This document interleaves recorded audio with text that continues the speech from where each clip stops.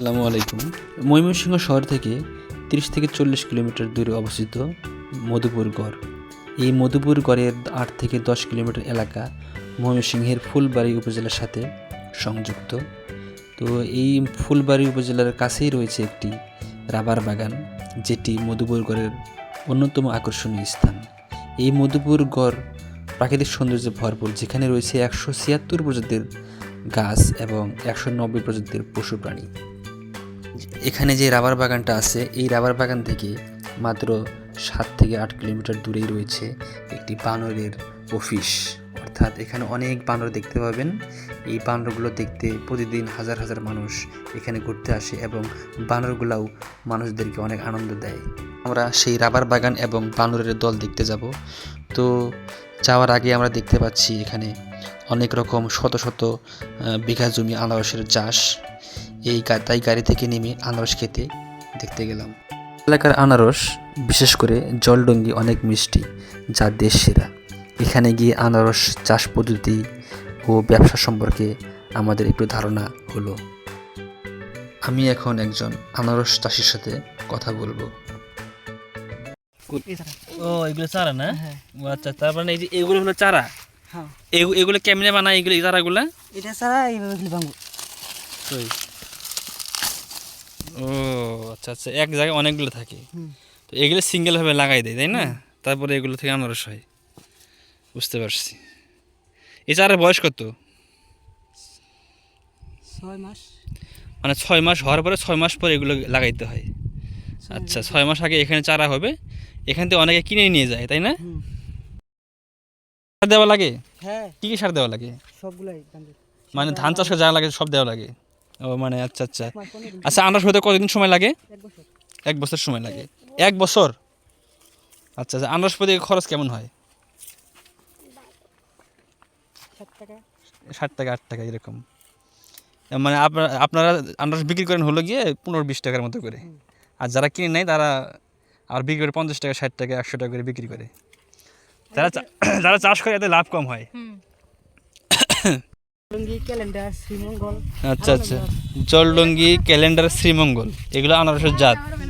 তো আমাদের মধুপুর, ফুলবাড়ি, এখানে জলডঙ্গি আর কি হয়, ক্যালেন্ডার, এই আনারসগুলো চাষ হয়। আচ্ছা, এগুলো জলডঙ্গি। খাইতে মন চাইতেছে, কিন্তু এখন পাকেনি তো। এই দেখুন কত সুন্দর। একটু আগে যেটা দেখলাম আমরা চারা, ওটা হয় নিচে চারা হয়, আর এটা হলো কি ক্যালেন্ডার জাত, এর চারাটা হয় উপরে। এই যে এর চারা, এই চারা, এটা কিন্তু চারা, ঠিক আছে? এটা মাটিতে গালে বড় বড় যাতে আনারসটা আছে না, সেটা হবে। হ্যাঁ, আচ্ছা আচ্ছা, এগুলো হয় না, কিন্তু এখান থেকে কি আনারস হবে? এখান থেকে ও ভাঙা দিছে এটা। আচ্ছা আচ্ছা, এখান থেকে চারাগুলো নিয়ে মাটিতে গাড়লেই হবে। তো এইগুলো চারা বিক্রি হয় কয় টাকা করে? চারা বিক্রি হয় কত করে? এক চারা 3 টাকা। ও আচ্ছা, এটা হলো গিয়া ক্যালেন্ডার যাতে চারা হলো 3 টাকা করে এখানে পাওয়া যায়। আর জলডঙ্গি চারা কত করে? 2.5 টাকা। আচ্ছা আচ্ছা, কাছাকাছি। ছোট ভাইটির নাম শিহাব। সে ইন্টারমিডিয়েটে পড়াশোনা করে। সে পড়াশোনা অবস্থায় আনারস চাষ করে। এই ছোট ভাই শিহাবে আমাদের সমস্ত আনারস ক্ষেত এবং রাবার বাগানে ঘুরতে নিয়ে আসছে।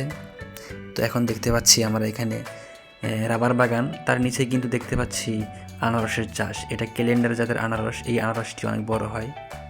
তো ক্যালেন্ডার জাত আনারস হতে 1 বছর সময় লাগে। আনারস চাষ আসলেই অনেক সুন্দর এবং সাশ্রয়ী। চলুন এখন দেখে আসি রাবার গাছ থেকে কীভাবে রাবার সংগ্রহ করা হয়। আর এটা রাবারের গাছ। রাবারের গাছ এখান থেকে এই যে ছিলে রাখে, তারপর এখান থেকে আঠা হয়, আঠাটাই রাবার। আমি তুলে দেখাচ্ছি। সরকারি সম্পত্তিগুলা এই যে এখানে পড়ে আছে, এগুলো কিন্তু গ্রামে যারা লোকাল আছে এরা এগুলো সংগ্রহ করে বিক্রি করে। এই যে আঠাটাই রাবার। প্রত্যেকটা গাছেই দেখুন এইভাবে কেটে কেটে রেখেছে। এই যে রাবার, এই যে এখানে পরে এখানে গ্রামের লোকাল লোকজন সংগ্রহ করে 1 বস্তার দাম 600 টাকা করে বিক্রি করে। প্রত্যেকটা গাছ এর সব রাবার বাগান, সব রাবার গাছ এগুলা। এবার রাবার ফ্যাক্টরিতে এসে জানতে পারলাম কীভাবে রাবারটা প্রক্রিয়াজাত করা হয়। তো প্রথমে তারা গাছ থেকে রাবার সংগ্রহ করে প্রক্রিয়াকরণ ইউনিটে এনে জমা রাখে। এই জমা রাখা রাবারের উপরে তারা অ্যাসিড রেখে দেয় 12 ঘন্টা এই রাবার সাথে অ্যাসিড মিশিয়ে রাখা হয়। তো এই যে এখানে অ্যাসিড রাখা হয়, এই অ্যাসিডে কিন্তু রাখার পরে এটা অনেক শক্ত হয়ে যায়। 12 ঘন্টা পর শক্ত হয়ে যায়, তারপর রোলার দিয়ে চাপ দিয়ে চ্যাপটা করে এটা কিন্তু বিভিন্ন শেপ দিয়ে এই যে রোদে শুকানো হচ্ছে, এই রোদে শুকানো হয়। রোদে ভালোভাবে শুকানো হয়ে গেলে এই রাবারগুলোকে কিন্তু এরা আরেকটি ইউনিটে নিয়ে যায়, সেটা হলো স্মোক হাউস। এই যেখানে দেখতে পাচ্ছি স্মোক হাউস, এই স্মোক হাউসে কিন্তু রাবারটা রেখে এরা, এখানে যে স্মোক হাউস আছে এখানে একটি চুল্লি আছে, এই চুল্লির মুখে কাঠ দিয়ে ইটের ফাটার মতো কাঠ দিয়ে আগুন ধরিয়ে দেয় এবং এই ধোঁয়াটা স্মোক হাউসের ভিতরে গিয়ে এই যে আমাদের যে রাবারগুলো আছে সেগুলোকে শুকিয়ে ফেলে। তারপর শুকানো হয়ে গেলে এই রাবারগুলোকে আটি বাঁধা হয়, আটি বেঁধে বিভিন্ন ফ্যাক্টরিতে কিন্তু এগুলো সাপ্লাই দেওয়া হয় এবং বিভিন্ন ফ্যাক্টরির মালিকেরা এগুলো রাবার থেকে বিভিন্ন রকম প্রোডাক্ট তৈরি করে, রাবারের প্রোডাক্ট। রাবার ফ্যাক্টরি দেখার পর আমরা রাবার বাগানের মাঝখান দিয়ে যাচ্ছি বানর দেখতে। এখানে নাকি অনেক বানর দেখা যায়। তো এখন যেখানে আছি এটা হলো গজার বাগান। এই উদ্ভিদগুলো অনেক ভালো মানের কাঠ দেয়, তো এখানে অনেক প্রজাতির গাছ দেখতে পাচ্ছি আমরা। যাই হোক, এই যে চলে আসলাম আমরা এখন সেই বানরের জায়গায়। এই জায়গাটি কিন্তু এই রাবার বাগানের সবচেয়ে আকর্ষণীয় স্থান। যারা এই বাগানে ঘুরতে আসে তারা একবার হলেও এখানে আসে, কারণ এখানে আসলে তারা অনেক আনন্দ পায়। বিভিন্ন পর্যটকরা এখানে এসে বানরকে খাবার খাওয়ায়, বানরের খেলা দেখে। আসলে এই বানর কিন্তু অনেক ভালো, তারা কিন্তু আপনাকে কখনো ক্ষতি করবে না। আপনি যদি তাকে ক্ষতি করেন তাহলে তারাও আপনাকে আক্রমণ করতে পারে। আমি এখানে বানরকে খাবার খাওয়াচ্ছি।